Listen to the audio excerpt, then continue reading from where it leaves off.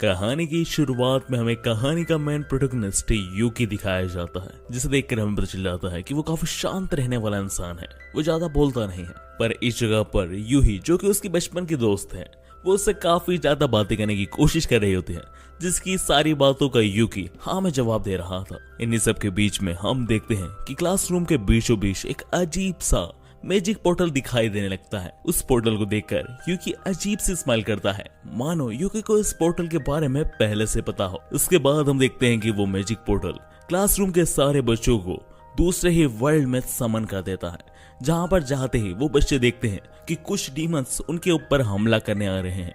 पर शुरुआत में उन बच्चों को ऐसा लग रहा था कि यहाँ पर कोई मूवी की शूटिंग चल रही है, पर उन्हें कुछ समय में रियलाइज हो जाता है कि ये कोई नकली के डीमन नहीं बल्कि कि असली के डीमन है, और वो डीमंस उन्हीं की तरफ आगे बढ़ रहे हैं। यह देखते ही वो सारे स्टूडेंट्स डर कर भागना शुरू कर देते हैं, पर इस जगह पर यूकी नहीं भागता है और वो वहीं खड़ा रहता है। इसके बाद हम देखते हैं कि कुछ समय बाद यूकी के पास एक डीमन आ जाता है जो यूकी के ऊपर हमला करता है।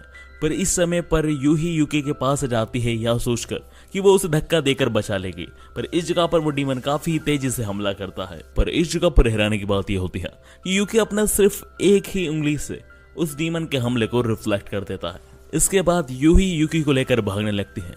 इस जगह पर यूकी का ध्यान बार बार डीमंस पे ही जा रहा था। इसी बीच वहां पर एक लड़की आ जाती है और वो यूही और यूकी से कहती है, आखिर तुम इतनी देरी क्यों कर रही हो, यहाँ से जल्दी भागो, तुम्हारी जान को खतरा भी हो सकता है। और इस जगह पर हम देखते हैं कि यूकी उस लड़की को देखकर ऐसा प्रिटेंड कर रहा था जैसे मानो वो उस लड़की को पहले से ही जानता है। इसी के साथ हम देखते हैं कि वो लड़की सीधा जाकर डीमंस का सामना करने लगती है। इसी सीन को दिखाते हुए हमारी कहानी कुछ समय आगे बढ़ती है और हमें एक डिस्टीनिया किंगडम को दिखाया जाता है। इसके बाद हम उसी किंगडम के किंग कैसल को देखते हैं और उसी कैसल के अंदर हम सारे समन स्टूडेंट को देखते हैं जो अर्थ से इस वर्ल्ड में आए हैं। इस जगह पर उस किंगडम के किंग और क्वीन भी प्रेजेंट होते हैं। इस जगह पर बच्चों को कुछ समझ नहीं आ रहा था कि आखिर हो क्या रहा है और आखिर डीमंस कैसे हो सकते हैं, कि इसी बीच किंग आगे आकर उन्हें सब कुछ एक्सप्लेन करने लगते हैं। किंग उन्हें कहते हैं, आप सब प्रोडिजी ऑफ हीरो हैं इस किंगडम के, आप सबको यहाँ पर इसलिए समन किया है ताकि आप हमारी मदद कर सकें। इंसानों और डीमंस के बीच की लड़ाई में हमारी समन में कोई गलती नहीं है, आप सब में से कोई ना कोई एक हीरो ऑफ प्रोडिजी होगा। किंग के बाद क्वीन भी आकर उन सबको समझाती है कि आगे हीरो ऑफ प्रोडिजी क्या है। क्वीन बताती है उन्हें कि आज से कई साल पहले भी कुछ लोगों को अर्थ से यहाँ पर समन किया गया था स्पेशल मैजिक स्पेल की मदद से, जिस स्पेल की मदद से सिर्फ वही लोग टेलीपोर्ट होते हैं जिनमें से किसी एक के पास डीमन लॉर्ड को डिफीट करने का पोटेंशियल होता है। ऐसा ही पिछली बार हुआ था जब कुछ लोगों में से एक ऐसा हीरो समन हुआ था जिसने अकेले ही कई सारे किंगडम के डीमन लॉर्ड का खात्मा किया था। इतना ही नहीं, उसने आखिरी डीमन लॉर्ड जो कि सबसे पावरफुल डीमन लॉर्ड है उसे भी कड़ी टक्कर दी थी।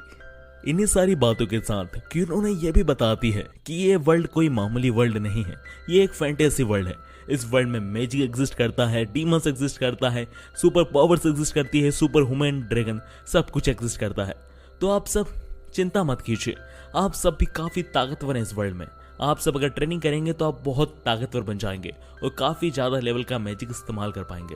तो आप डरिए मत कि आप मामूली इंसान हैं। इसी के साथ क्वीन ये भी कहती है कि प्लीज हीरोज हमारा साथ दीजिए, हमने आपको यहाँ पर इसीलिए बुलाया है। इस जगह पर क्वीन की बातें सुनकर सारे बच्चे विचार विमर्श करने लगते हैं कि आखिर उन्हें क्या करना चाहिए इस जगह पर। कि इसी बीच यूकी मन में कहता है, इस वर्ल्ड का समय स्लो चलता है नॉर्मल वर्ल्ड के मुकाबले। ये क्वीन और किंग तब भी थे जब मैं पहली बार यहाँ आया था। इस जगह पर यूकी क्या कह रहा है ये हमें कहानी में आगे समझ में आएगा। इसी के साथ हम देखते हैं कि सारे बच्चे क्वीन के इस बात पर मंजूर हो जाते हैं और वो उनका साथ देने के लिए तैयार हो जाते हैं डीमंस और इंसान की लड़ाई में, क्योंकि वो भी सुपर पावर्स इस्तेमाल करना चाहते थे। इसके बाद हम अगले सीन में देखते हैं कि कुछ नाइट्स मिलकर उन सारे स्टूडेंट को टीच कर रहे होते हैं ताकि वो सब अपनी पावर्स को इन्हांस करके सुपर पावर्स एक्टिवेट कर सकें। इस जगह पर हम एक लड़की को देखते हैं जिसका नाम एल्का होती है। वो सारी लड़कियों को पावर इन्हांस करना सिखा रही होती है।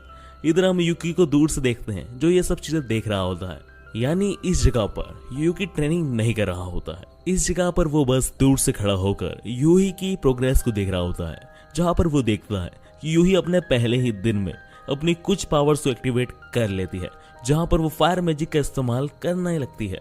यूही की प्रोग्रेस देखने के बाद यूकी वहां से जाने लगता है कि तभी रास्ते में उसे एल्का मिल जाती है, जो कि उसे डांटना शुरू कर देती है। वो यूकी से कहती है, क्या तुम पहली फाइट में मरना चाहते हो बिना ट्रेनिंग के? तुम्हें पता नहीं है कि इस वर्ल्ड में कितने डेंजरस डीमंस होते हैं, वो तुम्हें एक झटके में मार देंगे। तो अपना एटीट्यूड छोड़ो और ट्रेनिंग पे जाओ। इस जगह पर एल्का के जवाब में यूकी कहता है, एल्का मेरी बात सुनो यहाँ पर। इस जगह पर एल्का को गुस्सा आ जाता है क्योंकि यूकी उसका डायरेक्ट नाम बोल रहा है बिना परमिशन के। इवन वो उसकी मैजिक टीचर है जो उसे मैजिक सिखाने वाली है। इसलिए एल्का यूकी से कहती है कि मैं तुम्हारी टीचर हूँ और साथ में तुमसे बड़ी भी हूँ एज में, तुम मुझे रिस्पेक्ट देकर बात करो। इस जगह पर यूकी एल्का से कहता है, एल्का मुझे पहचानो, मेरे मैजिक ऑरा से पहचानो, मैं कौन हूँ? तुम मुझे पहचान नहीं रही हो क्या? और दूसरी बात, मेरी एज तुमसे ज्यादा है, बस इस बॉडी में छोटी है।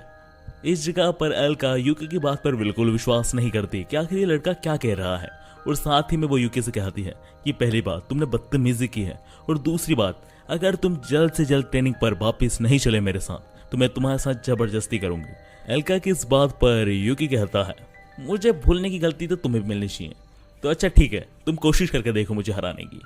इस जगह पर एल्का भी गुस्से में थी, इसलिए वो सीधा यूकी पर हमला कर देती है। पर इस जगह पर हैरानी की बात यह थी कि यूकी एक आम इंसान होने के बावजूद भी इजीली नाइट को डोज कर देता है और उसके बम पर लकड़ी से मारता है। और ये अश्लील हरकत करने के बाद वो एल्का से कहता है, अब तो तुम्हें याद आ ही गया होगा कि मैं कौन हूँ। यूकी की इस हरकत के जस्ट बाद ही एल्का सीधा यूकी के पैरों में आकर गिर जाती है और कहती है, सॉरी से सुसामा, मैं आपको इस चेहरे में पहचान नहीं पाई। गाइस, इस जगह पर मैं आपका कंफ्यूजन क्लियर कर दूं। असल में यूकी वही हीरो है जिसके बारे में क्वीन बात कर रही थी, और ये वही हीरो है जो डीमन लॉर्ड से लड़ते समय मारा गया था। यानी दोस्तों, यूकी बेसिकली द लेजेंडरी हीरो का रीबॉर्न है। एंड गाइस, इससे आगे मैं कहानी में यूकी को सेत्सु नेम से ही प्रोनाउंस करूंगा, क्योंकि यूकी वापिस से अपनी ओल्ड लाइफ की तरह हीरो की जर्नी में वापस से निकलेगा और वहां पर उसे सब सेत्सु नाम से ही प्रोनाउंस करेंगे। एंड इसके बाद हम अगले सीन में देखते हैं कि सेत्सु एल्का के ऊपर बैठा हुआ होता है, क्योंकि एल्का चाहती थी कि वो सेत्सु को सर्व कर सके। खैर, इसी बीच वहां पर एक और नाइट कमांडर आ जाता है, जो एल्का की इस हालत को देखकर उससे पूछता है कि आखिर तुम ये क्या कर रही हो एल्का, तुम फर्स्ट डिवीजन कमांडर हो। इस जगह पर एल्का कहती है, ग्लेन ये सेत्सु सामा है, ये दूसरी बॉडी में वापिस रिबॉर्न हो चुके हैं। इस जगह पर ग्लेन को भी कुछ समझ नहीं आता। खैर, हम अगले सीन में देखते हैं कि वो दोनों सेत्सु को अपने तीसरे टीममेट के पास ले जाते हैं, जिसका नाम ईविया होता है, जो कि बेसिकली एक मैजिक क्राफ्टर होती है। पर जैसे ही वो उसके लैब के पास पहुंचते हैं, वैसे ईविया खुद सेत्सु को इस फॉर्म में देखने के बावजूद भी कह देती है, सेत्सु सामा, आपको काफी समय लग गया। इस जगह पर सेत्सु बोलता है, तुम मुझे इस फॉर्म में भी पहचान पा रही हो। इस पे ईविया कहती है, आपके जितना मैजिक पावर लेवल किसी का हो सकता है क्या? मैंने आपको काफी पहले ही महसूस कर लिया था, जब शायद आप इस वर्ल्ड में टेलीपोर्ट हुए होंगे। इसके बाद हम अगले सीन में देखते हैं ईविया, एल्का और ग्लेन सेत्सु को सब कुछ बता देते हैं कि उसकी गैर मौजूदगी में इस वर्ल्ड में क्या क्या हुआ। वो उसे ये बताते हैं कि जब डीमन लॉर्ड और सेत्सु के बीच में फाइनल बैटल हुई थी, उस दौरान जब सेत्सु ने डीमन लॉर्ड के ऊपर एक खतरनाक हमला किया था, उसकी रेस इतनी ज्यादा थी कि कोई उसे देख नहीं पा रहा था। पर जैसे ही वह हमला खत्म हुआ, उसके बाद ना ही डीमन लॉर्ड मिला ना ही सेत्सु। और इस घटना के बाद चीजें बहुत पीसफुली चलने लगी थी। ना ही डीमंस हमला कर रहे थे ना ही इंसान। पर कुछ दिनों पहले डीमंस ने इंसानों के ऊपर फिर से हमला करना शुरू कर दिया। छोटे छोटे किंगडम के डीमन लॉर्ड्स फिर से इंसानों के खिलाफ हो गए। इनकी इन बातों पर सेत्सु ईविया, एल्का और ग्लेन से कहता है, इसके पीछे छोटे किंगडम के डीमन लॉर्ड्स नहीं है। बेसिकली मैंने छोटे किंगडम के सारे डीमन लॉर्ड्स को हराकर उन्हें लड़ाई के बारे में सब कुछ समझा दिया था, और उन्होंने हाँ करी थी कि वो लड़ाई नहीं करेंगे। और ऊपर से मैंने लड़ाई के दौरान मैंने देखा था कि जो डीमंस हमला कर रहे थे इंसान पर, उनके अंदर काफी ज्यादा कर्स मैजिक था, जैसे तोमा के अंदर है, मेन डीमन लॉर्ड के अंदर। मैं ये कह सकता हूँ कि तोमा वापस लौट आया है और वो चाहता है इंसानों और डीमंस के बीच में युद्ध। और इसी के साथ सेत्सु ये भी कहता है, अगर तोमा यही करना चाहता है तो एज ए हीरो मेरा ये फर्ज बनता है कि मुझे फिर से तोमा को ये करने से रोकना होगा। इस जगह पर एल्का सेत्सु से कहती है कि वो भी उनके साथ जाना चाहती है। इस जगह पर सेत्सु कहता है, नहीं नहीं एल्का, तुम यहीं पर रह के इन लोगों को ट्रेन करो। क्या पता तोमा और ताकतवर हो चुका होगा और वो मुझे हरा दे। अगर मेरे जाने के बाद कोई तो होप रहनी चाहिए इन लोगों की, इसलिए तुम यहीं रहकर इन स्टूडेंट को ट्रेन करो और इन्हें स्ट्रॉन्ग बनाओ। यहाँ पर एल्का सेसु की बात समझ जाती है। इसके बाद हम अगले सीन में देखते हैं कि इविया, एल्का और ग्लेन सेसु को वहां पर ले जाते हैं जहां पर सेसु की स्वॉर्ड रखी होती है, और इसी के साथ हमें दिखाई जाती है सेसु की स्वॉर्ड जो कि काफी ही साइज में बड़ी होती है, जिसे देखकर सेसु कहता है, कैसे हो किमीमारू, काफी समय हो गया। यानी दोस्तों इस स्वॉर्ड का नाम किमीमारू है। इसी के साथ हम अगले सीन में देखते हैं कि सेसु बिना कोई समय बर्बाद किए अपनी स्वॉर्ड के मिलते ही इंसानों और डीमन के बीच में होने वाली इस लड़ाई को रोकने के लिए सेसु तोमादी डीमन लॉर्ड को ढूंढने के सफर पर निकलने ही वाला होता है कि तभी यूही उसे जाता हुआ देख लेती है, और वो सीधा यूकी के पास आकर घबराते हुए कहती है, यूकी तुम मेरे बिना कहाँ जा रहे हो। इस जगह पर यूकी यानी सेसु यूही को सब कुछ एक्सप्लेन कर देता है कि कैसे वो हीरो है जिसके बारे में क्वीन सारे स्टूडेंट्स को बता रही थी, और वो यूही को ये भी एक्सप्लेन करता है कि कैसे वो अपनी पास्ट लाइफ में मरा था और वो फिर से अर्थ पे जन्म लिया था ऐसे यूकी, और वो यूही के सवाल पे ये भी जवाब देता है कि वो असल में डीमन लॉर्ड को ढूंढने के सफर पे निकला हुआ है, क्योंकि as a hero demon lord का खात्मा कर इंसानों और डीमंस के बीच में जो कत्लेआम होने वाला है उसे रोकना उसका ही फर्ज बनता है। और इसी के साथ सेसु यूही को ये भी समझाता है कि इस समय उसके अलावा डीमन लॉर्ड और इस वॉर को रोकने वाला और कोई भी नहीं है इस वर्ल्ड में। सेसु की सारी बातें सुनकर यूही सब कुछ समझ जाती है, क्योंकि उसे काफी पहले से ही लग रहा था कि यूकी यानी सेसु काफी अजीब सा बिहेव कर रहा है।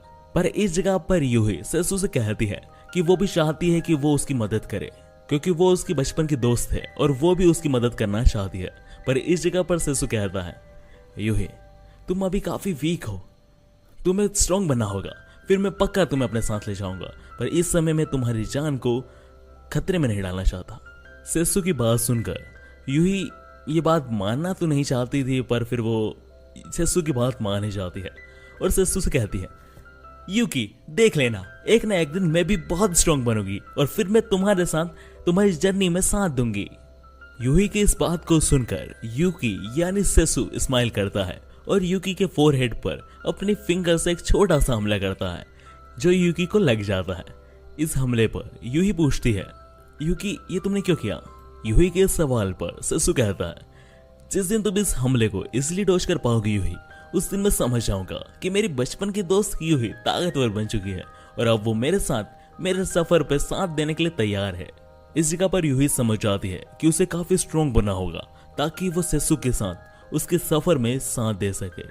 और इसी के साथ यूही, एल्का, इविया और ग्लेन को अलविदा कर सेसु अपने नए सफर पर यानी डीमन लॉर्ड को ढूंढने के रोमांचक सफर पर निकल पड़ता है।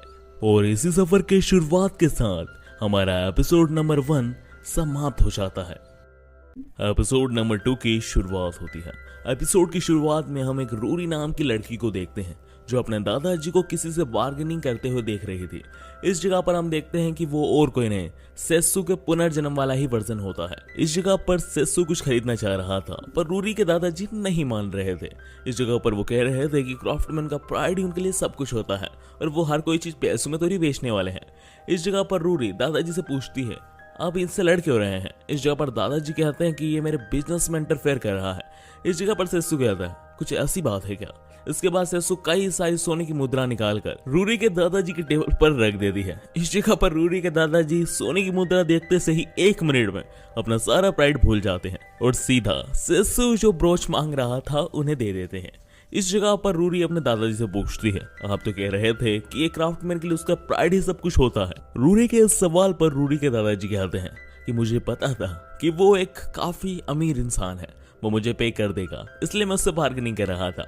ये क्राफ्टमैन की एक स्किल है। रूरी के दादाजी रूरी को यह समझा रहे होते हैं कि इसी बीच हमारा सीन शिफ्ट होता है और हम अगले सीन में देखते हैं कि रूरी के दादाजी गुजर चुके हैं। जिसके बाद हम देखते हैं कि रूरी अपने घर से निकल चुकी है और वो निकलते हुए कहती है, मुझे अपने दादाजी की आखिरी काम को पूरा करना होगा, उन्होंने मेरे पर विश्वास किया है। इसके बाद हम देखते हैं कि रूरी हॉर्स कार्ट में बैठकर आधी रात में कहीं जा रही होती है। रूरी सफर में आगे बढ़ रही होती है कि इसी बीच रूरी का घोड़ा बीच रास्ते में रुक जाता है, जिसे देखकर रूरी कहती है, ऐसा मत करो प्लीज, आगे बढ़ो। रूरी घोड़े को आगे बढ़ने के लिए मना रही होती है कि इसी बीच एक वाइल्ड डीमन रूरी की कार्ट पर हमला कर देता है, जिसकी वजह से रूरी की कार्ट का काफी सारा सामान बाहर गिर जाता है। इस जगह पर रूरी भी कार से दूर गिर जाती है। रूरी जिस प्रोडक्ट को डिलीवर करने जा रही थी वो उससे कुछ दूर ही गिरा था, इसलिए वो उसके बॉक्स को जल्दी से उठाती है और रिलीव करती है और कहती है अच्छा वो ये बॉक्स को कुछ हुआ नहीं, वरना दादाजी का आखिरी काम अधूरा रह जाता। इस जगह पर जैसे ही वो मुड़ती है तो वो देखती है कि वो जंगली सुअर का डीमन बहुत ही करीब होता है उसके और उसे बस मारने वाला होता है।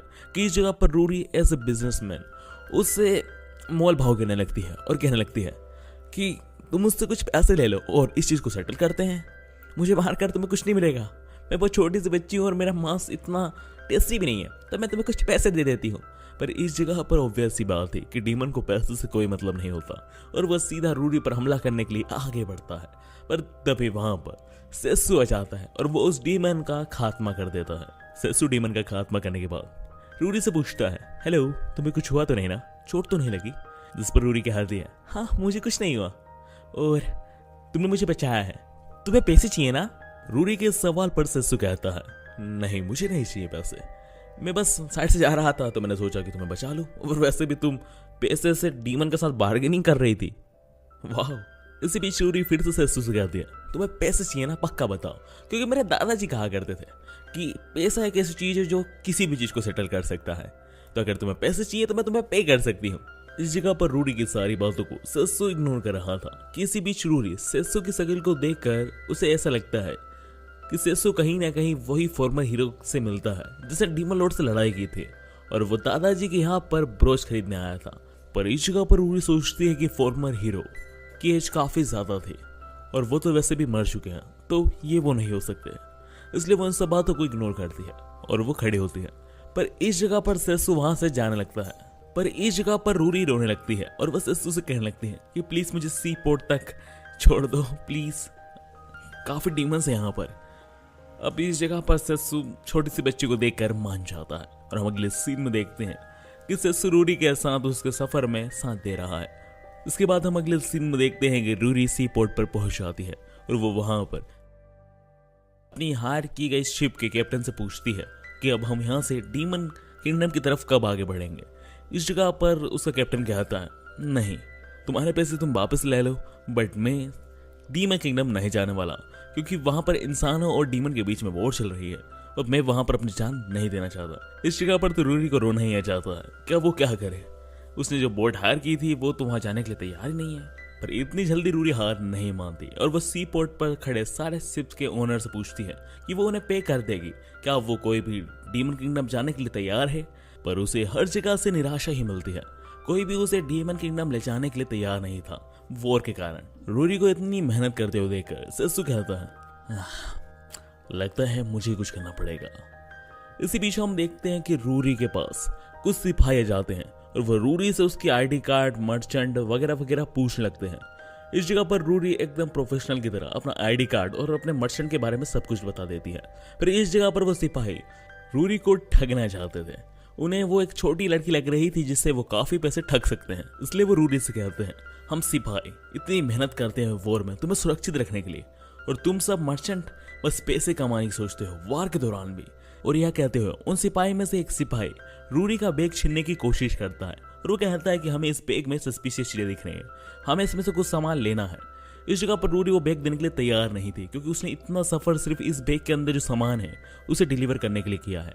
जब सिपाही देखते हैं कि रूरी डर नहीं रही है और उन्हें बैग नहीं दे रही है तो वो रूरी के साथ जबरदस्ती करने लगते हैं। पर इस जगह पर सही समय पर सेसु हो जाता है और वो उन सिपाही में से एक सिपाही का हाथ पकड़कर कहता है क्या तुम्हारे पास परमिशन है ऐसे किसी भी छोटी सी बच्ची का बैग चेक करने के लिए। इस जगह पर सिपाही कहते हैं इससे तुम्हें क्या करना, हम जो चाहें वो कर सकते हैं। इस जगह पर सेसु कहता है मैं एक गार्ड हूँ और इस लड़की की सुरक्षा करना मेरा काम है। इस जगह पर वो सिपाही तलवार निकालकर सेसु को डराने की कोशिश कर रहे थे, वो सोच रहे थे एक गार्ड ही तो है क्या ही कर लेगा। पर इस जगह पर सेसु भी अपनी स्वाट को निकालने लगता है। इस जगह पर सिपाही ये भी देखते हैं कि काफी भीड़ इकट्ठी हो गई है और अगर यहाँ पर उन्होंने लड़ाई की और अगर वो हार गए तो उनकी बहुत बेइज्जती होगी, इसलिए वो खुद तो डर रहे होते हैं। पर वो सेसु को डराते हुए कहते हैं इस बार तुम्हें माफ कर रहे हैं, पर अगली बार तुमने हमारी इंक्वायरी में दखल अंदाजी की तो तुम्हें जेल में डाल देंगे, 2 कौड़ी के गार्ड। इसके बाद हमें शाम का सीन दिखाया जाता है जहां पर सेसु रूरी की शक्ल देखकर पहचान जाता है कि रूरी काफी दुखी है कि उसे कोई भी डीमन किंगडम नहीं ले जा रहा है। इस जगह पर सेसु रूरी से कहता है मैं तुम्हारी मदद कर सकता हूँ रूरी डीमन किंगडम पहुंचने के लिए, पर मेरी एक शर्त है कि तुम्हें आज रेस्ट करना होगा क्योंकि तुम बहुत ज्यादा थक चुकी हो, तुम पिछले 2 दिन से सोई नहीं हो। इस जगह पर ये सेसु की कंडीशन होती है रूरी की हेल्प करने के लिए, इसलिए रूरी ना चाहते हुए भी सेसु की बात मान लेती है। इसके बाद हम अगले सीन में देखते हैं कि रूरी और सेसु सो रहे होते हैं एक होटल में, पर इस जगह पर सेसु की कंडीशन कुछ खास अच्छी नहीं लग रही थी। लग नहीं रहा था कि वो सो भी पा रहा है कि इसी बीच सेसु को कुछ फुटस्टेप सुनाई देती हैं जो कि कई सारे लोगों की होती है और वो होटल में एक साथ आ रहे हैं एक ग्रुप की तरह। और फिर हम देखते हैं कि ये ग्रुप नाइट्स का होता है जो यहाँ पर रूरी और सेसु को ही ढूंढने आए हैं। वो यहाँ पर कहानी बनाते हैं कि उन्हें ऐसा लग रहा है कि सेसु और रूरी डीमन के स्पाई हैं, और वो ये कहकर मैनेजर से रूरी और सेसु के रूम की चाबी ले लेता है। पर इस जगह पर सेसु भी सब कुछ समझ चुका था। नाइट्स उसे और रूरी को छोटे केस में फंसाकर जेल में डालना चाहते हैं, इसलिए सेसु रूरी को पकड़कर होटल की खिड़की से कूदकर भाग जाता है। पर इस जगह पर नाइट्स भी इतनी जल्दी पीछा नहीं छोड़ते और वो भी उनका पीछा कर रहे होते हैं। पर इस जगह पर सेसु ने टेकल कर भाग रहा होता है, पर एक जगह पर आकर डेड एंड हो जाता है जहाँ पर सेसु और रूरी के लिए भागने के लिए कोई जगह नहीं होती। आगे समुद्र होता है और पीछे नाइट्स, इसलिए नाइट्स सेसु और रूरी से कहते हैं अब तुम्हारे पास भागने की कोई जगह नहीं है। अच्छा यही होगा कि हमसे माफी मांगकर अपने आप को सरेंडर कर दो, ये करोगे तो क्या पता कम टॉर्चर करे हम तुम्हें। इस जगह पर सेसु इनकी बात पर कोई ध्यान नहीं देता और वो रूरी को पकड़ता है और सीधा समुद्र में कूद जाता है। इस जगह पर रूरी को तो बहुत डर लग रहा था क्योंकि उसे अपनी मौत करीब दिख रही थी, पर इस जगह पर सेसु कहता है लिविया यही समय है। और फिर हम देखते हैं कि एक बहुत ही बड़ा सी ड्रैगन पानी में से बाहर निकलता है और सेसु और रूरी दोनों को रेस्क्यू कर लेता है। इस चीज को देखकर तो गार्ड को अपनी आंखों पर विश्वास नहीं हो रहा था और वो कहते हैं अब इस चीज को हम नाइट हेडक्वार्टर में रिपोर्ट कैसे करेंगे कि हम किसी का पीछा कर रहे थे और उसे बचाने के लिए एक सी ड्रैगन आया, हमारी नौकरी खतरे में है। इधर दूसरी तरफ रूरी और सेसु डिमोनिक किंगडम की तरफ आगे बढ़ रहे थे। इस जगह पर रूरी को कुछ समझ नहीं आ रहा है कि आखिर हो क्या रहा है और सेसु कौन है, पर रूरी खुश थी कि वो डिमोनिक किंगडम जा पा रही है। सेसु और रूरी का डिमोनिक किंगडम की तरफ सफर दिखाते हुए I summon in another world as a pro hero का एपिसोड नंबर 2 खत्म हो जाता है। एपिसोड की शुरुआत होती है। एपिसोड की शुरुआत में हम देखते हैं कि सेसु आराम से बैठकर लिविया और एक स्क्विड मॉन्स्टर के बीच की लड़ाई देख रहा था। इस जगह पर सेसु को ऐसे आराम से बैठकर उसकी लड़ाई और पिटाई होता हुआ देखकर लिविया सेसु से कहती है कि ऐसे आराम से बैठो मत, मेरी मदद करो यहाँ पर आकर। पर इस जगह पर तो सेसु कुछ मदद नहीं करता, उसे मजा आ रहा था लिविया और एक मॉन्स्टर के बीच की लड़ाई देखने में, जिस वजह से हम अगले सीन में देखते हैं कि लिविया को अकेले ही उस स्क्विड को मारना पड़ता है। इतने बड़े स्क्विड को ऐसा पड़ा हुआ देखकर रूरी पूछती है कि अब इस स्क्विड का क्या किया जाए, जिसपे लिविया कहती है कि अब मैंने इसे मार तो दिया है, अब इसकी लाश को ठिकाने लगाने का काम सेसु का है। इसलिए हम अगले सीन में देखते हैं कि सेसु उस स्क्विड के शरीर को ठिकाने लगाने की बजाय उसके शरीर को खाना बनाकर खाना शुरू कर देता है। इसी बीच लिविया और सेसु के बीच में कहासुनी हो जाती है और वो एक दूसरे के साथ बहस करना शुरू कर देते हैं। इस जगह पर लिविया को गुस्सा आ रहा था कि आखिर सेसु इतने सालों से कहां गायब हो गया था। इस जगह पर सेसु लिविया को एक्सप्लेन नहीं कर पा रहा था कि वो एक अर्थ नाम के प्लेनेट पर इतने सालों से जीवन जी रहा था। इसलिए लिविया और सेसु की बहस और भी बढ़ती जा रही थी कि इसी बीच पास के विलेज के डीमन के बच्चे आकर सेसु को समझाने लगते हैं, आप दोनों कपल्स हैं, आप दोनों को ऐसे नहीं लड़ना चाहिए। इस जगह पर सेसु उन बच्चों का मुंह बंद करने के लिए उनके मुंह में स्क्विड रोल डाल देता है, जिसे खाकर उन्हें बहुत अच्छा लगता है। इसलिए वो बच्चे सेसु से रिक्वेस्ट करने लगते हैं, क्या आप हमारे मॉम डैड के लिए भी ये बना सकते हैं प्लीज।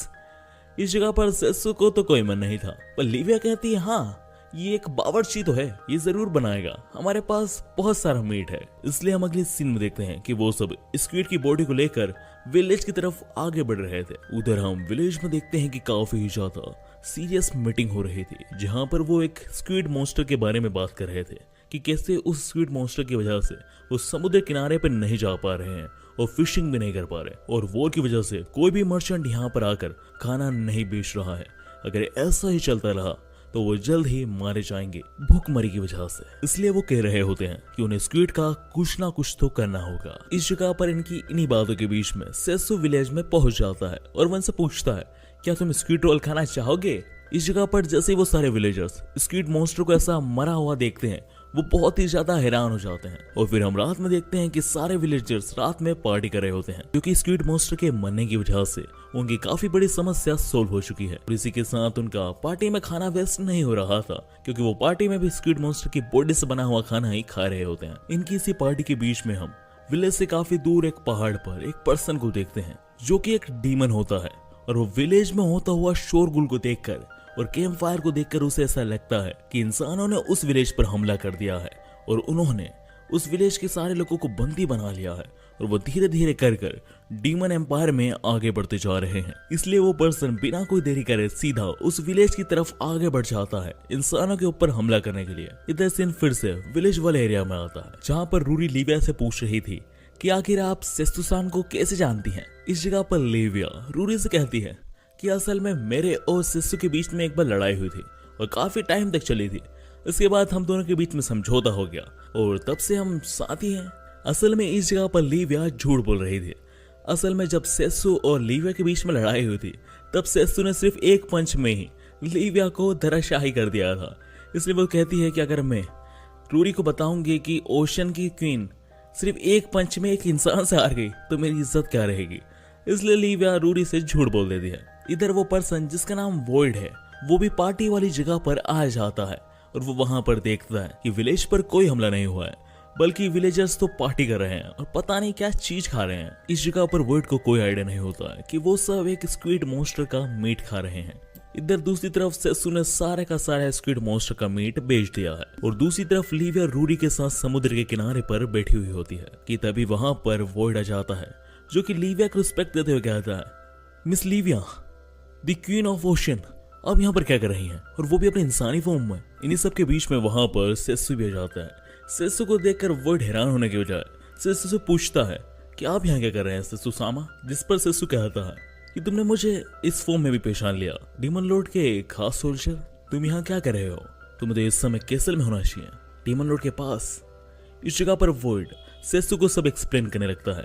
वो सेसु को बताता है इसका कारण ये है कि मुझे कुछ ना कुछ कर डीमन की उनकी शादी को रोकना होगा, क्योंकि उनकी एक इंसान से शादी होने वाली है और ये शादी उनकी मर्जी से नहीं हो रही है। इस जगह पर वो ये शादी सिर्फ इंसानों और डीमंस के बीच में जो लड़ाई हो रही है उसे रोकने के लिए कर रही हैं। इस जगह पर वो ये भी बताता है कि उस इंसान ने डीमन क्वीन को अपने काबू में करने के लिए उनके गले में एक नेकलेस पहनाया है, जो पूरी तरीके से कर्स्ड है, जिसकी वजह से डीमन क्वीन अब उस इंसान की ही बात मान रही है। इसलिए मैं चाह कर भी डीमन क्वीन को नहीं मना पा रहा हूँ।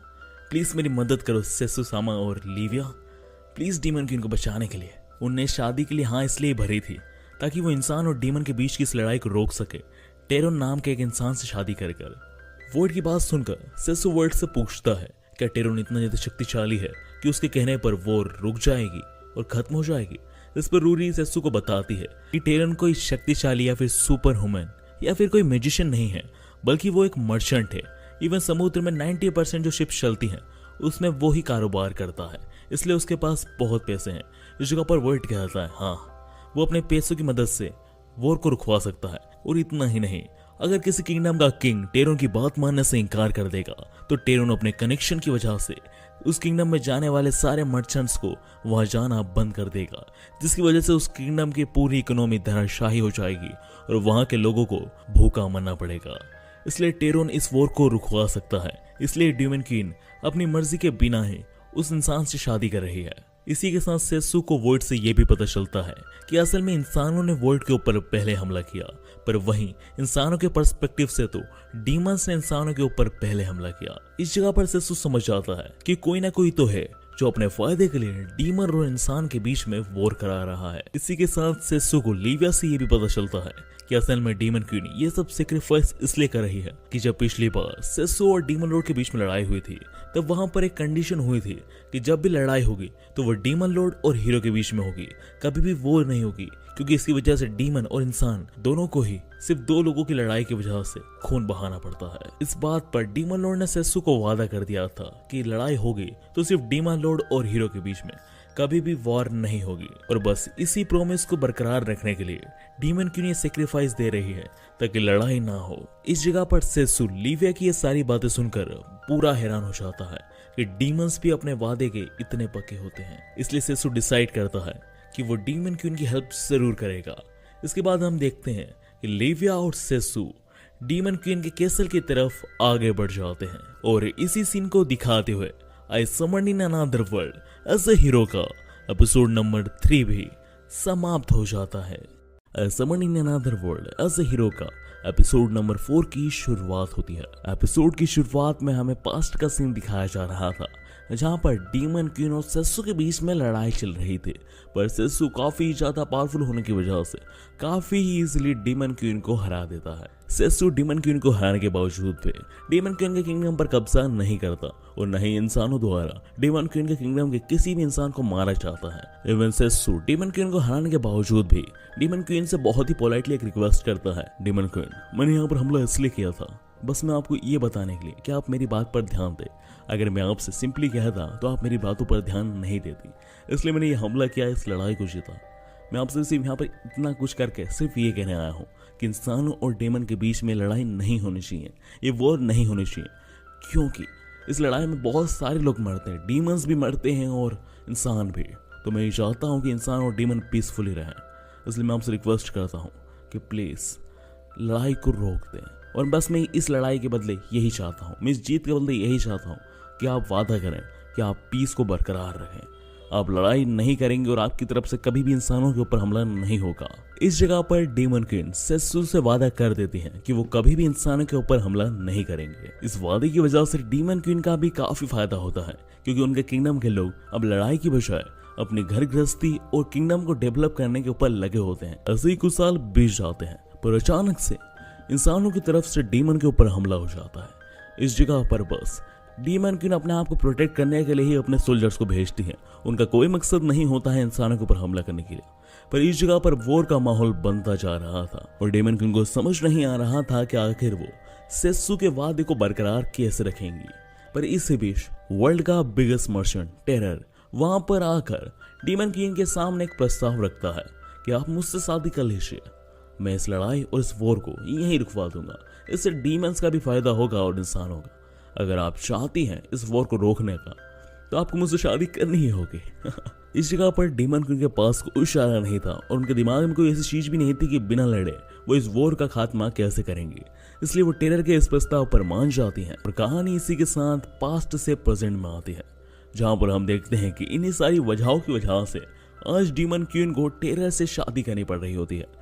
मेरे सेरेमनी के दौरान टेरर सारे डीमन से कहता है जो वहां पर सेरेमनी में अटेंड होते हैं कि आज से मैं तुम्हारा न्यू डीमन लॉर्ड बनूंगा और तुम्हारी डीमन क्वीन मेरी एक स्लेव होगी और अब से तुम मुझे सर्व करोगे, मैं हूं तुम्हारा नया डीमन लॉर्ड। इस जगह पर टेरर के जितने भी उद्देश्य होते हैं वो सब डीमंस को पता होते हैं, पर वो फिर भी कुछ नहीं कर सकते क्योंकि डीमन क्वीन खुद चाहती है टेरर से शादी करना। इसके बाद हम शादी में देखते हैं कि टेरर डीमन क्वीन के लिए एक कर्स नेकलेस लाया था जो पूरी तरीके से कर्स मैजिक से भरा हुआ था। इस कर्स नेकलेस की मदद से टेरर डीमन क्वीन को अपने काबू में करना चाहता था और वो ऐसा ही करने जा रहा था। वो डीमन क्वीन को अपने हाथों से वो नेकलेस पहनाने ही वाला था कि तभी जहां पर ये सेरेमनी हो रही थी वहां की खिड़की तोड़कर सेसु आ जाता है और सेसु डीमन क्वीन से कहता है, एक डीमन क्वीन सफेद कपड़ों में काफी अजीब लग रही है। इनकी इन्हीं बातों के बीच में टेरन सेसु से कहता है, हे तुम कौन हो। इस जगह पर सेसु टेरन की तरफ बहुत गुस्से से देखता है, जिससे टेरन बहुत भयभीत हो जाता है और टेरन कहता है, हमला करो बेवकूफो, ये मुझे जान से मार देगा, इसे यहाँ से जिंदा मत जाने देना। इस जगह पर टेरन के सारे सिपाही सेसु के ऊपर हमला करने के लिए आगे बढ़ते हैं, पर जैसे ही वो हमला करते हैं लिविया वहां पर आ जाती है और वो अकेले ही इन सारे सिपाहियों को संभाल लेती है। इन्हीं सब सिपाहियों के बीच में एक सिपाही काफी स्ट्रोंग होता है और वो काफी डार्क मैजिक जानता था। इस जगह पर वो लिविया के ऊपर हमला करता है जो काफी असरदार लग रहा था। इस जगह पर वो ये भी कहता है, सी क्वीन लिविया काफी स्ट्रोंग है आप, पर आप लैंड पे मुझे नहीं हरा सकेंगी। और यह कहकर वो सीधा लिविया के ऊपर एक जानलेवा हमला करता है, पर उस हमले से सेसु लिविया को बचा लेता है। इसके बाद वो गार्ड सेसु से कहता है, मैंने सोचा नहीं था कि द हीरो ऑफ जस्टिस सेसु डीमन किंगडम में मिलेगा। यानी इस जगह पर वो गार्ड सेत्सु की आइडेंटिटी बहुत पहले से ही पहचान गया था। अब इस जगह पर सेत्सु उस गार्ड के ऊपर हमला करता है, पर वो गार्ड काफी डोज करता है और उन दोनों के बीच में काफी लड़ाई चलती है। पर इस जगह पर सेत्सु समझ चुका था कि वो गार्ड अपने फुल पोटेंशियल में लड़ाई नहीं कर रहा है, इसलिए वो उस गार्ड से पूछता है, आखिर तुम जीतने की कोशिश क्यों नहीं कर रहे हो? तुम बस मेरे हमले को डोज कर रहे हो या फिर अनदेखा कर रहे हो?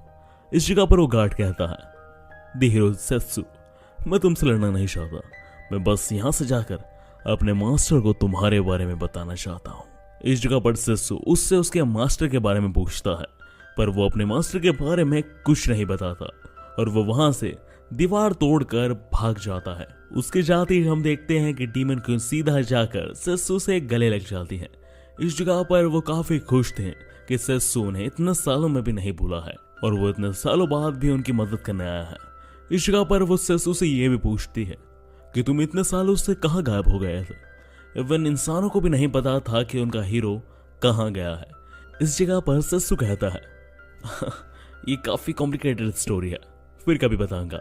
Demon queen diesel. इसके बाद हम देखते हैं कि जैसे ही सेत्सु उन सिपाहियों के पास जाता है जिन्हें लिविया ने हराया था, और जैसे ही वो उन सिपाहियों को छूने वाला होता है वैसे ही वो सारे सिपाही गायब हो जाते हैं, जिसे देखकर सेत्सु कहता है कि ये इतनी ज्यादा पावर सिर्फ तोमा के पास है। कैसे असल में तोमा वही डीमन लॉर्ड है जो सबसे ज्यादा स्ट्रॉन्ग डीमन है, जिससे लड़ते समय सेत्सु अर्थ पर समन हुआ था। इस जगह पर सेत्सु समझ जाता है कि असल में तोमा गुस्सा है सेत्सु से, क्योंकि सेत्सु ने धीरे धीरे करके छोटे छोटे डीमन किंगडम के डीमन लॉर्ड्स को हराकर डीमन और इंसानों के बीच में पीस स्टेब्लिश कर दिया है, जो कि सबसे बड़े डीमन लॉर्ड को बिल्कुल अच्छा नहीं लग रहा है, क्योंकि डीमन लॉर्ड बेसिकली लड़ाई ही चाहता है। इसलिए सेत्सु समझ जाता है अगर उसे छोटी छोटी लड़ाइयां रोकनी है तो उसे बड़े शिकार यानी तोमा द डीमन लॉर्ड को हराना होगा। उसके हारते ही डीमन और इंसान के बीच में लड़ाई पूरी तरीके से बंद हो जाएगी और पीस मेंटेन हो जाएगा। इस जगह पर डीमन क्वीन डिजल कहती है कि सेत्सु, वैसे तो मैं एक डीमन हूँ, पर अगर मेरी जरूरत पड़े या फिर मदद की जरूरत पड़े तो मुझे जरूर याद करना, मैं तुम्हारी मदद जरूर करूंगी। इसके बाद हम अगले सीन में देखते हैं कि सेत्सु उस किंगडम को अलविदा कर आगे बढ़ने जा रहा था, क्योंकि उसे तोमा को ढूंढकर उससे लड़ाई में जीतना है। इस जगह पर सेत्सु से डीमन क्वीन कहती है, तुम आगे कहाँ जाने वाले हो? इस जगह पर सेत्सु डीमन क्वीन से कहता है कि मैं बीस्टमैन के पास जाऊंगा। अब इस वर्ल्ड में बीस्टमैन क्या चीज है वो हमें कहानी में आगे पता चलेगा। इस जगह पर डीमन क्वीन कहती है, इतनी जल्दी बीस्टमैन के पास जाना सही रहेगा? इस जगह पर सेत्सु कहता है, हाँ मुझे चीजें जल्दी करनी होगी, क्योंकि तोमा बिल्कुल भी कमजोर नहीं है। पिछली बार अपना फुल पोटेंशियल यूज करने के बाद भी मैं तोमा को नहीं हरा पाया था। इस जगह पर डीमन क्वीन समझ जाती है कि सेत्सु किसी भी हालत में इंसानों और डीमन के बीच की इस वॉर को रोकना चाहता है, भले ही उसको इसके लिए दुनिया के सबसे स्ट्रॉन्गेस्ट डीमन लॉर्ड तोमा का ही सामना क्यों ना करना पड़े। इसके बाद डीमन क्वीन सेत्सु से अपनी जर्नी के लिए बेस्ट ऑफ लक कहती है। इसी बीच हमें यह भी पता चलता है कि रूरी सेत्सु की मदद से डीमन क्वीन को उनका ब्रोच डिलीवर कर देती है और वो अपने दादाजी का आखिरी वर्क भी प्रॉपर्ली कंप्लीट कर देती है सेत्सु की हेल्प से। सेत्सु की जर्नी पे जाने से पहले वॉइड सेत्सु से कहता है, दोस्त अगर तुम्हारी इस जर्नी में हम कुछ मदद कर पाए तो जरूर बताना, तुमने हमारी बहुत मदद की है। वॉइड की इन्हीं शब्दों के साथ सेत्सु और लिविया अपने डीमन लॉर्ड तोमा को ढूंढने के सफर पर आगे बढ़ जाते हैं।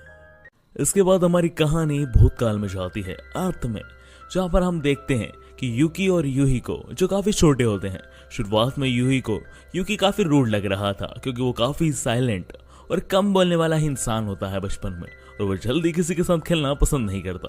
पर जैसे जैसे समय बीतता है यूही को पता चलता है कि यूकी बहुत काइंड हार्टेड है, क्योंकि यूही की बहुत मदद करता है पढ़ाई में, खेलने में, और उसे प्रोटेक्ट भी करता है। इसी के साथ काफी समय आगे बढ़ता है और हम देखते हैं कि यूही और यूकी हाई स्कूल में जाने जितने बड़े हो जाते हैं। इसी के साथ हमें यह भी पता चलता है कि यूकी अपने पहले ही अटेम्प्ट में जापान के काफी पॉपुलर हाई स्कूल में एडमिशन ले लेता है। पर इस जगह पर यूही भी यूकी के साथ जाना चाहती थी, पर यूही के लिए काफी मुश्किल था जापान के इतने पॉपुलर हाई स्कूल में एक बार में पास होना, या फिर अगर वो 10 बार भी ट्राई करेगी तो उसका पास होना नेक्स्ट टू इम्पॉसिबल था। पर वो यूकी के साथ पढ़ने के लिए डेडिकेटेड होती है और वो बहुत मेहनत करती है ताकि वो यूकी के साथ पढ़ सके। पर बहुत ज्यादा मेहनत करने के बावजूद भी यूकी इतने नंबर अचीव नहीं कर पाती एंट्रेंस एग्जाम में कि वो यूकी के साथ उसके हाई स्कूल में एडमिशन ले ले। यूही अपनी मार्कशीट को देखकर बहुत ही ज्यादा हताश होती है कि उसने इतनी मेहनत करी, फिर भी वो यूकी के लेवल के पास भी नहीं पहुंच पाई। अब इस जगह पर वैसे उदास खड़ी ही होती है कि तभी उसके पास 3 स्ट्रीट बॉयज आते हैं जो उसके साथ छेड़खानी करने लगते हैं। इस जगह पर यूही वहां से भागने की कोशिश करती है, पर वो उसे जाने नहीं दे रहे थे कि इसी बीच वहां पर यूकी आ जाता है और वो उन स्ट्रीट बॉयज से कहता है, ये मेरी दोस्त है, अच्छा होगा कि तुम इससे दूर रहो, वरना मैं पुलिस को कॉल कर दूंगा। पुलिस का नाम सुनते से ही वो स्ट्रीट बॉयज वहां से भाग जाते हैं। इसी के साथ यूकी को यूही से ये भी पता चलता है कि आखिर यूही कितनी मेहनत कर रही है एक हाई स्कूल में एंट्रेंस एग्जाम लेने के लिए जिसमें वो पढ़ता है। इस जगह पर यूकी यूही से कहता है, तुम चिंता मत करो, इस बार के एंट्रेंस एग्जाम में मैं तुम्हें पढ़ाऊंगा, तुम पक्का पास हो जाओगी। पर हाँ, याद रखना, मैं तुम्हारे साथ इजी नहीं रहूंगा, काफी शक्ति बरतने वाला हूं, तो ये मत समझना कि तुम्हारा दोस्त तुम्हें इजी फीजी रहेगा।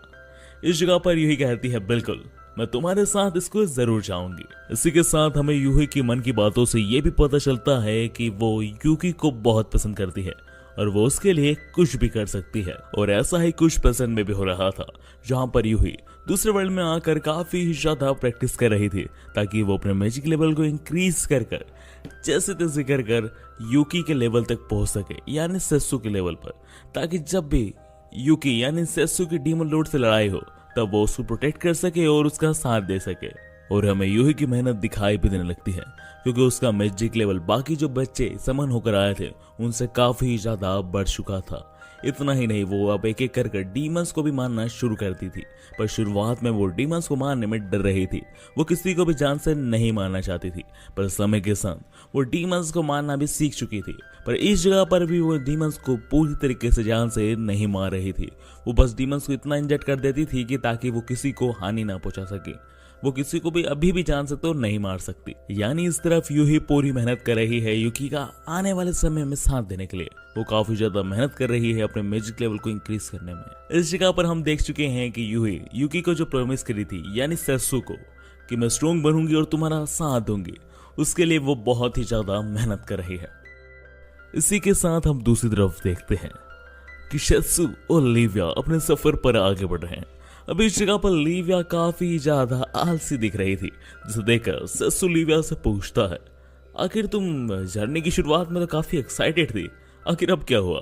जिस पर लिविया कहती है कि मैं इतनी ज्यादा दूर तक ट्रेवल करती हूँ और ऊपर से तुम सिर्फ मेरे ऊपर बैठे रहते हो, मैं तो तुम्हारे लिए एक ट्रांसपोर्ट टूल बन गई हूँ पानी के बीच में। आज मैं जब तक इस ट्रांसपोर्ट टूल पर बैठी हूँ मैं रिलैक्स करने वाली हूँ।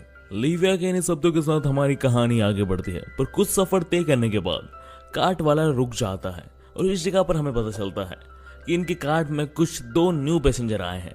इस जगह पर जैसे ही उन पैसेंजर्स में से एक पैसेंजर अपने मुंह पर रखा कपड़ा हटाता है तो सेसु उसे पहचान जाता है और उससे कहता है, एलिस, आखिर तुम यहाँ क्या कर रही हो? इस जगह पर लिविया भी शौक होकर सेसु से पूछती है, आखिर तुम इस लड़की को कैसे जानते हो सेसु सामा? लिविया के इस सवाल पर सेसु रिवील करता है कि जब वो अपनी ओरिजिनल बॉडी यानी सेसु सामा दी हीरो की बॉडी में था, जब एलिजा और कोई नहीं इसकी स्टूडेंट थी। इस जगह पर एलिजा भी सेसु से सवाल पूछती है, सेसु सामा आप कहाँ थे? मैंने आपको इतना ढूंढने की कोशिश की, आपके बारे में किसी को कुछ नहीं पता था। एलिजा के सवाल पर सेसु ये नहीं बताता है कि वो अर्थ नाम के एक प्लेनेट पर टेलीपोर्ट हो चुका था। वो उससे कहता है बस वो रास्ता भटक गया था। इस जगह पर सेसु एलिजा से ये पूछता है कि आखिर तुम यहाँ क्या कर रही हो और ये लड़की कौन है? इस जगह पर एलिजा बताती है कि वो यहाँ पर एक विलेज में ठहरी हुई है। इस जगह पर सेसु एलिजा से पूछता है, आखिर तुम विलेज में क्या कर रही हो? इस जगह पर एलिजा हमें बताती है कि वो कई दिनों से सफर तय कर रही थी, जिसकी वजह से वो काफी ही ज्यादा थक चुके थे और वो डिसाइड करती है कि वो पड़ोस के ही विलेज में ठहरेगी।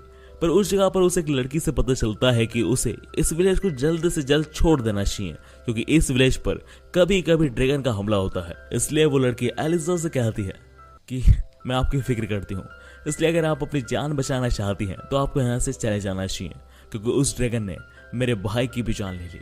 इस जगह पर एलिजा डिसाइड करती है कि वो यहाँ से नहीं जाएगी, क्योंकि वो एक एडवेंचर है और उसे यहाँ पर रुक कर ड्रैगन का सामना करना चाहिए, जो कि एक एडवेंचर का सपना होता है। वो इसी के साथ विलेज में एक आखिरी बची हुई लड़की को भी बचाना चाहती थी उस ड्रैगन से, इसलिए वो डिसाइड करती है कि वो यहीं रुकेगी और ड्रैगन का सामना करेगी। इसके बाद हम अगले सीन में देखते हैं कि एलिजा ने ड्रैगन से लड़ने के लिए पूरा इंतजाम और प्रिपरेशन कर रखी होती है। इस जगह पर एलिजा के साथ वो लड़की भी होती है, जिसे देखकर एलिजा उस लड़की से कहती है कि तुम्हें यहाँ से जाना चाहिए, क्योंकि अगर ड्रैगन और मेरे बीच में जब लड़ाई होगी तब तुम चोटिल हो सकते हो। इस जगह पर हैरानी की बात यह थी कि एलिजा के एक बार कहने पर ही वो लड़की वहां से जाने के लिए तैयार हो जाती है और वो वहां से चली जाती है। उस लड़की के जाने के कुछ समय बाद हम देखते हैं कि ड्रैगन एलिजा के मुताबिक एलिजा के ऊपर ही हमला कर देता है। इस जगह पर एलिजा ने ये सब पहले से ही प्लान कर रखा था, इसलिए वो अपनी प्रिपरेशन की मदद से ड्रैगन के ऊपर कूद जाती है और वो उस ड्रैगन के हाथ में स्वॉर्ड घुसा देती है, जिसकी वजह से ड्रैगन काफी चोटिल हो जाता है। वो एलिजा को नीचे फेंक कर वहां से भाग जाता है। इस जगह पर वो ड्रैगन काफी तेजी से उड़कर वहां से चला जाता है, इसलिए एलिजा उसका पीछा नहीं कर पाती। इसके बाद एलिजा विलेज में वापस लौटती है, जहां पर एज एक्सपेक्टेड वहां पर कोई विलेजर्स नहीं होता है एक्सेप्ट आमेल के। पर इस जगह पर जैसे ही एलिजा आमेल को देखती है तो वो देखती है कि आमेल बहुत डरी हुई है। ऐसा लग रहा था कि ड्रैगन से आमेल काफी ज्यादा डरती है और उससे काफी भयभीत है। इसके बाद हमारी कहानी प्रेजेंट में आती है, जहां पर सेसु एलिजा की सारी बातें सुनकर एलिजा से कहता है, एलिजा सबसे पहली बात तो इस वर्ल्ड में ऐसा कोई ड्रैगन नहीं है जो एक साथ इतने सारे इंसानों को खा सके, और अगर वो खा सकता हो या फिर उसे मैंने नहीं देखा हो जब मैं इस वर्ल्ड में एग्जिस्ट करता था, तब भी उसकी डेड बॉडी तो मिलेगी। ड्रैगन पूरी तरीके से किसी भी इंसान को नहीं खाते। इसके पीछे जरूर कोई ना कोई डीमन है जो लोगों को टेलीपोर्ट करके कहीं ले जा रहा है और वहां पर उनको मार रहा है या फिर कुछ कर रहा है, पर ये ड्रैगन का काम नहीं है।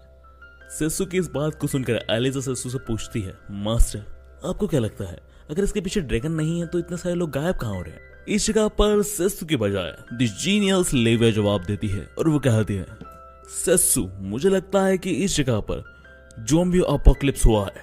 इन सब के पीछे ज़ॉम्बीज हैं, वही इंसानों को गायब करके ज़ॉम्बी बना रहे हैं। अब लिविया के जवाब पर सेसु कहता है, अगर ज़ॉम्बी ये सब कर रहे हैं तो ज़ॉम्बी कहाँ है लिविया? अब लिविया कहती है, वो एयर ज़ॉम्बी होंगे जो हवा में गायब हो जाते होंगे। लिविया के इस जवाब पर सेसु कोई जवाब नहीं देता और वो कुछ सोच रहा होता है मन में। असल में वो कड़ियां और कहानी सुनकर ये समझना चाह रहा था कि आखिर असल में कौन है जो विलेजर्स के साथ ये कर रहा है। कुछ देर सोचने के बाद वो एलिजा से कहता है, एलिजा तुम्हें सुनकर अजीब लगेगा, बट वो ड्रैगन और ये विलेजर्स के पीछे जो कुछ हो रहा है वो और कोई नहीं, तुम्हारी ये दोस्त आमेल है जिसके साथ तुम ये सफर तय कर रहे हो। सेसु की इन बातों को सुनकर आमिन कहती है, आप ये क्या कह रहे हैं? मैं तो खुद उस विलेज की विलेजर हूँ, आखिर मैं ये सब क्यों करूंगी? और पहली बात तो मैं ड्रैगन कैसे हो सकती हूँ? इस जगह पर सेसु आमिन से कहता है, अब ये सब बहाने मानना सही नहीं है ड्रैगन। अब ये बताओ मुझे इस चीज का जवाब दो कि जब भी ड्रैगन आता है तुम वहां क्यों नहीं होते हो? दूसरी बात, ड्रैगन ने पूरे विलेज में सारे विलेजर्स को उठा ले गया सिवाय तुम्हें छोड़कर। एलिजा से आने से पहले तुम सरवाइव कैसे कर रही थी अगर तुम ड्रैगन से इतना लड़ती हो और तुम्हें लड़ाई करना बिल्कुल भी नहीं आता? और दूसरी बात, जब से तुम आई हो मैं देख रहा हूं तुम लिविया की तरफ अजीब नजरों से देख रही हो, जिसे मानो तुम्हें पता है कि वो कोई इंसान नहीं, वो सी मॉन्स्टर है। इवन लिविया इतनी ज्यादा शातिर है अपनी बॉडी को ट्रांसफॉर्म करने के लिए कि कोई पहचान ही नहीं सकता कि वो एक मॉन्स्टर है या फिर एक डीमन है। तो तुम्हें कैसे पता लगने लगा कि वो एक मॉन्स्टर है? क्योंकि तुम खुद एक मॉन्स्टर हो। अब बाहर आ जाओ ड्रैगन, बहुत हुआ। सेसु की इन सारी बातों को सुनकर आमेन क्रीपी से स्माइल करती है और कहती है, लिविया की वजह से तुम्हें कंफर्म हो ही गया कि मैं एक मॉन्स्टर हूं। अब मुझे नहीं लगता कि मुझे छुपाने की कोई जरूरत है। और जैसे ही आमिन ये कहती है वो अपने ड्रैगन फॉर्म में बदलने लगती है। हम देखते हैं कि उसकी आंखें काफी ज्यादा लाल होती हैं और वो कुछ ही देर में पूरी तरीके से ड्रैगन में बदल जाती है। एक ड्रैगन को अपनी कार्ट के पास देखकर कार्ट ड्राइवर तो सीधा वहां से भाग जाता है, पर अब इस जगह पर सेसु, लिविया और एलिजा बचे हुए थे। आमेन के ड्रैगन बनते ही लिविया और सेसु से हराने के लिए तैयार हो जाते हैं। पर इस जगह पर एलिजा को तो विश्वास ही नहीं हो रहा था कि जिस लड़की को बचाने में उसने पिछले 6 महीने बर्बाद किए वो असल में उसे झूठ बोल रही थी और वो बस मासूम बनने का ढोंग कर रही थी, इसलिए वो इन सब चीजों से उभर ही नहीं पा रही थी। पर एलिजा सेसु के कहने पर लड़ाई में उतर जाती है। वो सीधा ड्रैगन के सिर पर कूदती है और उसके सिर में स्वॉर्ड घुसा देती है। इस जगह पर जैसे ही स्वॉर्ड घुसती है वो ड्रैगन एक लाइट के बीम में बदल जाता है और वो वहां से गायब हो जाती है। इस जगह पर सेसु, लिविया और एलिजा को ऐसा लगता है कि आमेन मर चुकी है। ड्रैगन का खात्मा होने के बाद सेसो और लिविया अपने सफर में आगे बढ़ जाते हैं और वहीं दूसरी तरफ एलिजा वापस अपना सामान लेने के लिए विलेज में आती है। वो विलेज में आकर उसी घर में जाती है जहां पर वो और आमिन एक साथ रहा करते थे। वो उस घर को छोड़कर अपने नए एडवेंचर पर निकलने से पहले याद करती है कि कैसे वो और आमिन इस घर में अपने पिछले 6 महीने बिताए थे और काफी नई नई यादें बनाए थे। उसे बिल्कुल विश्वास नहीं हो रहा कि आमिन जैसी इनोसेंट लड़की इतनी चालाक हो सकती है। अब वो यह सब सोच रही होती है कि इसी बीच उसके पीछे आमिन आ जाती है। इसका मतलब आमिन वहां पर मरी नहीं थी, वो सब उसका दिखावा था। एलिजा आमिन को देखकर पूरी तरीके से हैरान हो जाती है कि आखिर तुम मुझसे इवन सेसो से बच कैसे गई। इस जगह पर आमिन हंसते कहती है मेरा टेलीपोर्टेशन मैजिक इस वर्ल्ड का सबसे स्ट्रॉन्गेस्ट टेलीपोर्टेशन मैजिक है, इसे सेसो भी पता नहीं कर सकता। इसी बीच एलिजा आमिन से पूछती है कि आखिर तुमने इतने सारे विलेजर्स का क्या किया। इस जगह पर आमिन बताती है कि तुम्हें क्या लगता है कि वॉर में जो इंसानों के ऊपर डीमंस ने हमला किया है वो किसके हैं? वो इसी विलेज के विलेजर्स हैं जिन्हें मैंने डीमन बनाया है, और जो इंसानों ने डीमंस के ऊपर हमला किया है वो भी इसी विलेज के विलेजर हैं जिनसे मैंने हमला करवाया है। ये जो इंसानों और डीमंस के बीच में जो वर्ल्ड वॉर हो रही है वो और किसी ने नहीं, मैंने करवाई है अपने मास्टर द लॉर्ड तोमा के कहने पर। तोमा का नाम सुनते से ही कि तोमा अभी भी जिंदा है, एलिजा पूरी तरीके से डर जाती है। एलिजा को ऐसे भयभीत दिखाते हुए I summon in another world as a hero का एपिसोड नंबर 6 भी समाप्त हो जाता है।